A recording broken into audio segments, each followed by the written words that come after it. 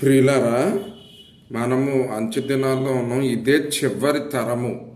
మన తరం యేసయ్యను చూస్తాము అంటానికే గుర్తుగా ఏంటంటే మత్తయి సువార్తలో చెప్పిన యుద్ధాలు, కరువులు ఇవన్నీ కాకుండా ఏంటంటే అతి ప్రాముఖ్యమైన సంఘటన ఏంటంటే యూదులు సొలొమోన్ కాలం తర్వాత మా 10 గోత్రాల వారు అషూర్ చెరకెళ్ళారు. అక్కడి నుండి వాళ్ళు ఏంటంటే ప్రపంచవ్యాప్తంగా చెదిరిపోయారు అనమాట. కేవలం బబులోన్ చెరకెళ్ళినటువంటి ఎవరు యూదా, బెన్యామీను మరియు లేవి గోత్రాలు మాత్రమే ఇప్పుడు ఇశ్రాయేల్ దేశంలో ఉంది. మిగతా 10 గోత్రాల వారు చెదరిపోయారు ప్రపంచవ్యాప్తంగా. వాళ్ళందరూ కూడా తిరిగి వస్తారు అనేటువంటి ప్రవచనాలు చాలా ఏంటంటే యెషయా గ్రంథం 11 అధ్యాయం 11వ వచనంలోను, ఇర్మియా 16:15, అలాగే ఇర్మియా 29:10, ఆమోసు 9:15, యెషయా 43:5-6,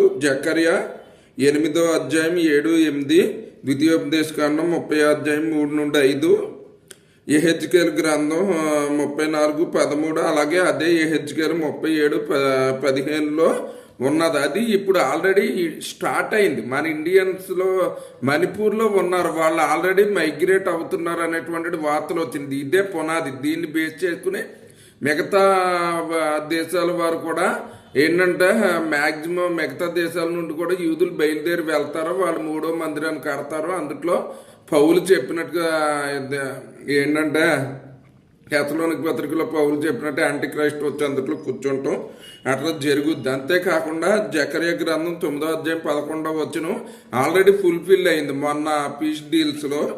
అలాగే అదే అధ్యాయము 5వ వచనం అనేది ఇప్పుడు జరగబోతుంది. దాని పనులు ప్రారంభించబడ్డాయి. ట్రంప్ అబ్రహామిక్ అకార్డ్స్లో చేర్చడానికి ప్రపంచ దేశ నాయకులను అందరినీ పిలిపించి వారితో మాట్లాడటం గట్రా చేస్తున్నారు. కనుక ఈ ప్రవచనాలన్నీ ఎంతకాలము నెరవేరలేదు. ఇప్పుడు మనమున్న ఈ తరంలోనే నెరవేరుతున్నాయి. కాబట్టి ఇదే చివరి తరం అని గుర్తించుకుని దేవుని రాకడ కొరకు సిద్ధపడాలని ప్రభు అయిన యేసు నామమున తెలియజేస్తున్నాను. దేవుడు తన పరిశుద్ధ వాక్యం దీవించును గాక.